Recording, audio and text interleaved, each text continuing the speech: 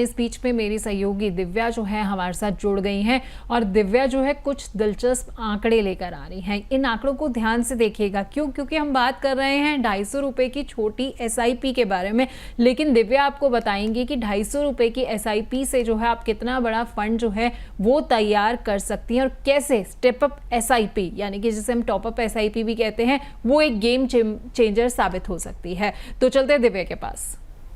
जी पल्लवी, बिल्कुल सही कहा आपने। 250 रुपए की सिप आपके लिए बहुत बड़ा कॉर्पस इकट्ठा कर सकती है खुद में ही, और अगर आपने उस 250 रुपए की सिप में 10% का स्टेप अप भी कर दिया फिर तो मान लीजिए सोने पर सुहागा हो गया है। चलिए आपको एक एग्जाम्पल के थ्रू समझाते हैं कि अगर आप 250 रुपए की सिप शुरू कर रहे हैं आज से मान लीजिए, और उस पर सालाना रिटर्न आपको 12% मिल रहा है और आप हर साल उस सिप में 10% का स्टेप अप कर रहे हैं, यानी कि हर साल आप 10% सिप में जो अपना कंट्रीब्यूशन है वो बढ़ा रहे हैं, तो आप कैसे कैसे 10, 15, 20, 25, 30 साल में एक कॉर्पस अपना इकट्ठा कर पाएंगे, आपको समझाते हैं। चलिए 250 रुपए की आपकी सिप है, 12% सालाना रिटर्न है, हर साल आपने 10% इस पे स्टेप अप किया है, तो पहले 10 साल में जो है आपकी निवेश की राशि यानी कि जितने की पैसे आपने लगाए हैं वो करीबन 47,000 आपकी बैठेगी।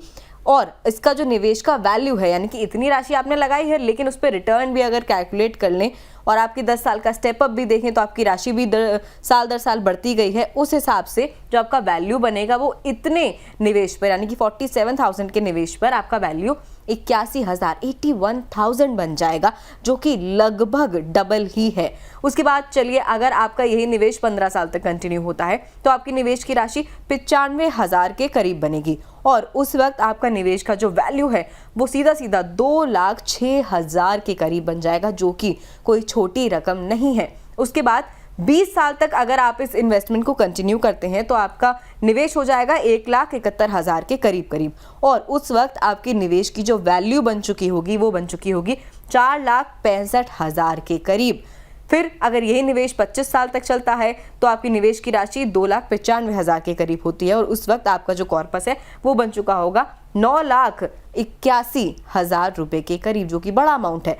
वहीं 30 साल तक आ जाते हैं 250 की सिप, 12% का सालाना रिटर्न, 10% सालाना आपने इस पे स्टेप अप किया है, तो 30 साल में कितना फंड आप इकट्ठा कर लेंगे? निवेश की राशि आपकी बनेगी 30 साल में 4,93,000। वहीं आपकी जो निवेश की वैल्यू तब तक बन चुकी होगी वो होगी 19,96,000 के करीब, जो कि काफ़ी बड़ा अमाउंट है सिर्फ 250 रुपए के सिप से। आपको स्टेप अप भी बता देते हैं, मतलब मान लीजिए आपने इस साल आज आपने 2025 में 250 रुपए की सिप शुरू करी और आपने इस पे अगले साल 2026 में 10% का स्टेप अप ले लिया, तो तब आपकी जो निवेश की राशि है वो महीने के महीने हो जाएगी 300 रुपये, उसमें 10% का स्टेप अप हो जाएगा। वहीं अगर रिटर्न की बात कर लें, यहाँ पे हमने 12% रिटर्न लगाया था, तो आपका 30 साल में जो कॉर्पस है वो लगभग 20 साल के करीब इकट्ठा हुआ था। लेकिन अगर इक्विटी फंड्स की हम परफॉर्मेंस को ट्रैक करें तो 15% का रिटर्न इनमें मिल जाता है, और अगर 15% का रिटर्न आपको मिलता है तो 250 रुपये की आपकी सिप है, ऐसे में 30 साल में आप लगभग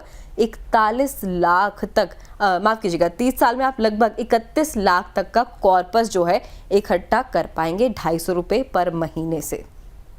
बहुत बहुत शुक्रिया दिव्या आपका। दिव्या आपने बहुत अच्छे से जो है ना ये तमाम आंकड़े साफ कर दिए। इससे हमारी तमाम दर्शकों को पता लग गया होगा कि जिस सिप की हम बात कर रहे थे ना 250 रुपये की छोटी सिप जिसे हम कह रहे थे, वो दरअसल अपने आप में बिल्कुल भी छोटी नहीं है। क्यों? क्योंकि वो आपको 30 साल के अंदर जो है वो 20 से 30 लाख रुपए तक का फंड इकट्ठा करके दे सकती है। तो आप अंदाज़ा लगा सकते हैं कि सिर्फ इसका नाम एक छोटी सिप है, लेकिन जब आप लंबे समय के लिए निवेशित रहते हैं और इसमें लगातार निवेश करते रहते हैं तो ये छोटी सी रकम जो है वो आपको कितना बड़ा रिटर्न जो है वो दे सकती है। खैर मेदिनी जी के पास वापस चलते हैं और इस चर्चा को आगे बढ़ाते हैं।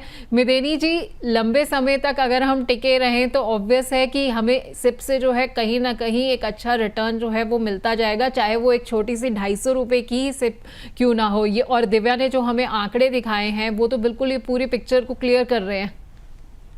जी बिल्कुल। तो यही तो पावर है SIP की, छोटी छोटी बचत से वो रकम बहुत बड़ी बन जाती है, और हमें खुद पता लगेगा कि कल को हमें भी कुछ खुद भी बिजनेस करना हो घर से, तो ये रकम हमारे कितने काम आएगी, हमारे बच्चों के काम आएगी और हमारे हस्बैंड के भी काम आ सकती है। बिल्कुल, तो आपके बच्चों के काम आ सकती है वो निवेश की हुई रकम, आपके अपने काम भी आ सकती है। लेकिन इसके लिए मेदिनी जी बहुत ज़रूरी हो जाता है कि हम जो है लगातार निवेश करते रहें और उस निवेशित रकम में जो है वो हमारा निवेश बना रहे। लेकिन हमने अक्सर ये देखा है कि जब महिलाएं जो है निवेश करती हैं तो जैसे ही घर पे कुछ इमरजेंसी आती है ना, तो तुरंत वो पैसा निकाल भी लेती हैं। तो ऐसे में कितना ज़रूरी हो जाता है कि वो एक इमरजेंसी फंड जो है वो भी तैयार करके रखें। बिल्कुल।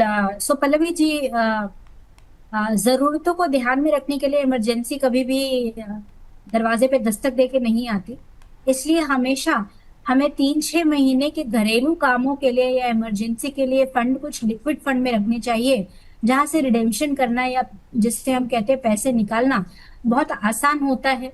आज आपने डाला और कल आपके अकाउंट में, जैसे आप बैंक जाते हो और पैसे निकाल के ले आते हो, इसी तरीके से अगले ही दिन आपके अकाउंट में पैसे आ जाते हैं और रिस्क भी बहुत कम होता है। तो आप लिक्विड फंड में इन्वेस्ट करके इसे इमरजेंसी फंड को तैयार कर सकते हैं।